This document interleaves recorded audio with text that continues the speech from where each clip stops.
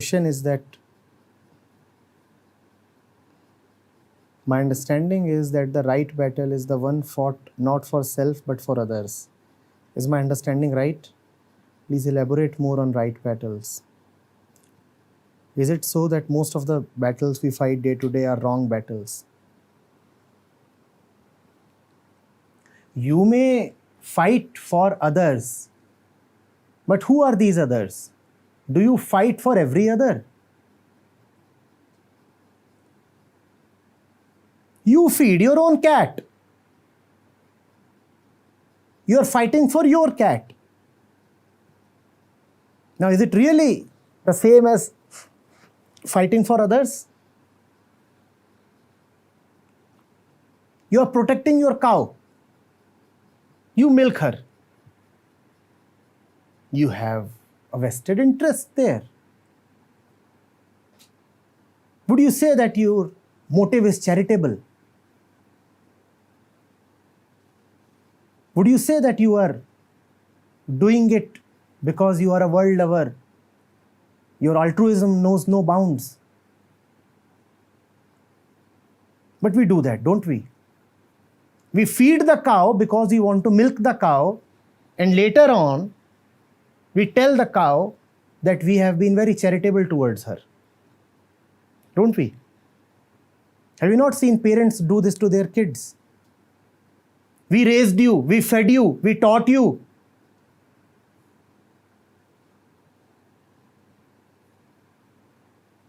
You can visualize the same being done to a cow.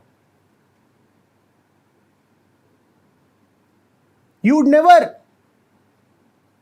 quote, "We milked you." You would only say, "We fed you, we protected you." What about the milking? What about the expectation of the milking?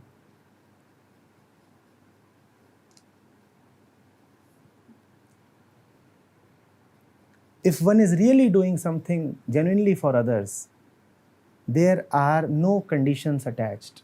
There never are any fine prints. Neither are there conditions attached in the beginning, nor are there conditions attached in the action. You'll be prepared to do anything, and anything means anything.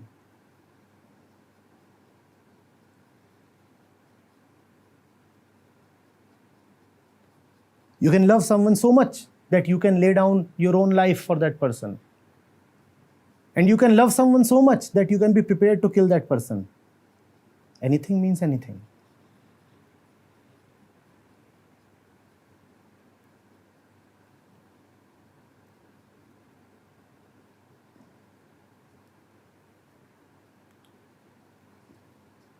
Kindly get over this notion that we live for others. That is the privilege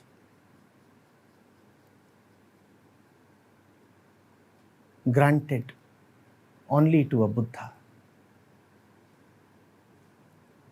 Living for others happens only to the one who has nothing personal to live for. If you have a lot that is personal in your life, personal time, personal freedom, personal money, personal thoughts, personal relationships, personal choices. As long as you have all this personal stuff in your life, you will live only for this stuff.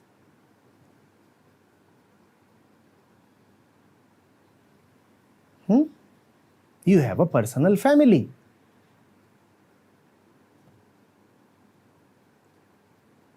You fight for that family. You do a lot for that family. Does that mean you are doing anything for others?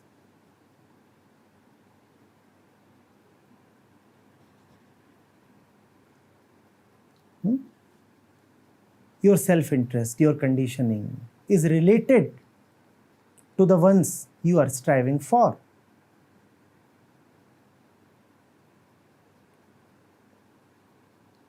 Yes, you are right. Your suspicion is not pointless. You are asking, are our day-to-day battles wrong? Most of them are. What was the definition of a wrong battle? That starts from incompleteness. We fight to win, we fight to gain, we fight to conquer, we fight to get. Hence our battles are wrong. If I win, I would be richer by so much. If I win, I would be bigger by so much. Obviously, the battle is wrong. Equally, parallelly, without any change in the intention, it can be said, if I win, my daughter would be bigger by so much. If I win, my son would be richer by so much. If I win, my wife would be happier by so much. Same thing, just the same thing. If your wife is happier, she makes you happy. Ultimately, you are trying for your own personal self. If your son is richer, you feel that the riches would, or at least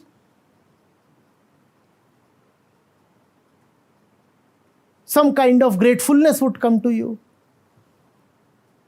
It is this gratification that you are after. Even if your son does not give you a single paisa, you still feel gratified, saying what? My son, he is earning so much. And you know what?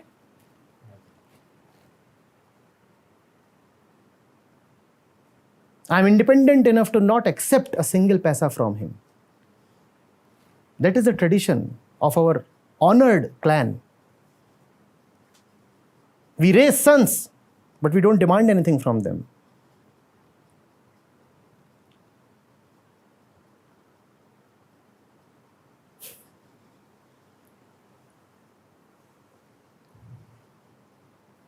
Being what we are, it is hardly possible for us to do anything for others.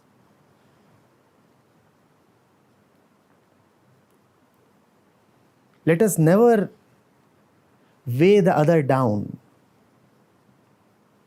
with stories of our unconditional help or love.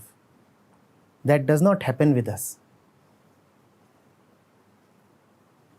We are trying to make the other feel guilty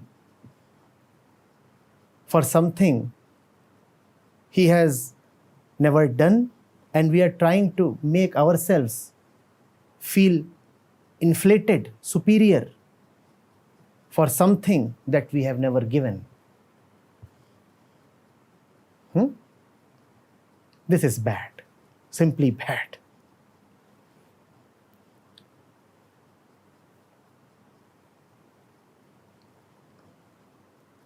To give really fully, to give really unconditionally,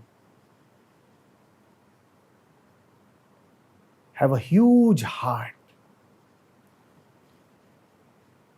really huge heart.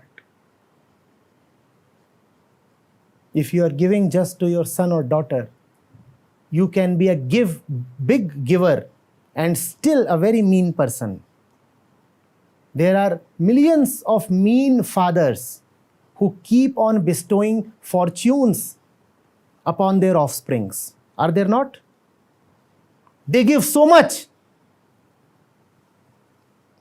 millions and billions. But are they really giving? So you can be a big giver, but still you would remain very mean if you are giving with strings attached, if you are giving conditionally. Real giving happens only when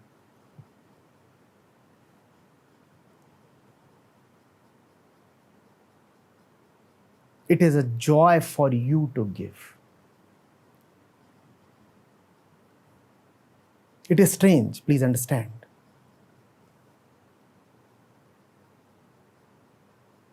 We say that real giving happens when the giver is at peace. That is what traditionally is said.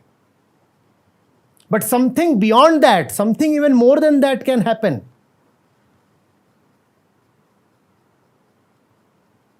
If you are really a true giver, you can even start feeling restless if you cannot give. It is not merely that you are so much in peace that you are giving. Even your own peace can get disturbed if you do not get to give. Hence, giving is a favor that you are getting from the one to whom you are giving. It has been a tradition in India that when you donate, you bow down to the one you are donating to.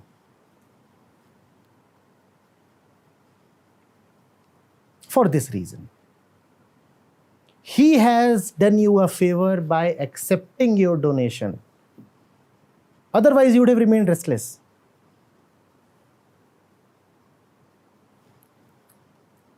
Rahim was not only a saint poet, he was a fairly well-to-do person. He was one of the 9 gems of Akbar's court. He had decent money. And it is said that once every year, he would give away most of what he had. And he would simply become free of possessions. Now it was noticed that when he would be giving away things, he would simply keep his head bowed down, not even raise his eyes to look at the face of the person he was giving to. Somebody asked him, "What are you doing? Don't you want to know whom you are benefiting?" He said, "I feel ashamed in giving." The fellow said, "Why?" He said, "Because I am just giving away that which has come to me. It is not really mine, but all the credit is coming to me. That's what makes me feel ashamed." The very motivation to donate comes from him. Without his intervention, you couldn't have given away. If you had your personal way, you would have just kept accumulating. The very fact that you are able to have the strength to donate, to give, means that somebody else is at work. Who is at work? He is at work. And if it is his work, why is the person taking the credit? So he said, "I just prefer to keep looking at the earth."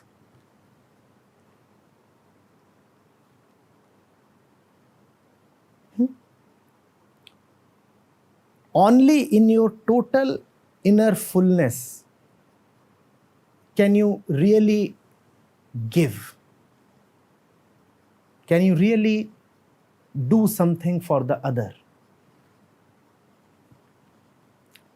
And that is the right battle.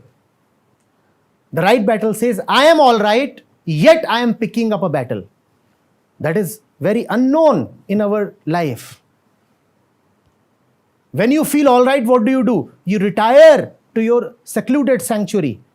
You say, "Now that things are okay, I'm going away and hiding in my cozy cave. Let nobody disturb me." The way of the warrior, the real warrior, is different. He fights precisely because he's okay. When we are okay, what do?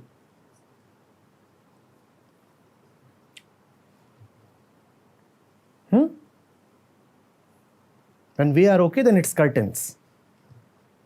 Pull the curtains. Switch on the AC. And put a board, "Do not disturb." I'm okay. Hence, do not disturb.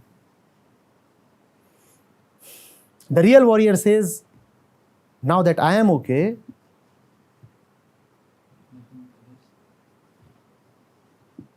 it's time to poke my nose."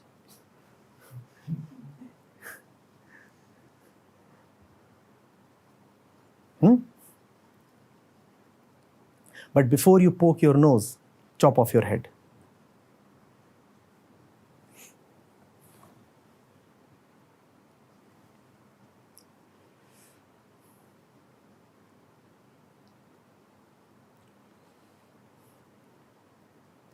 Getting it?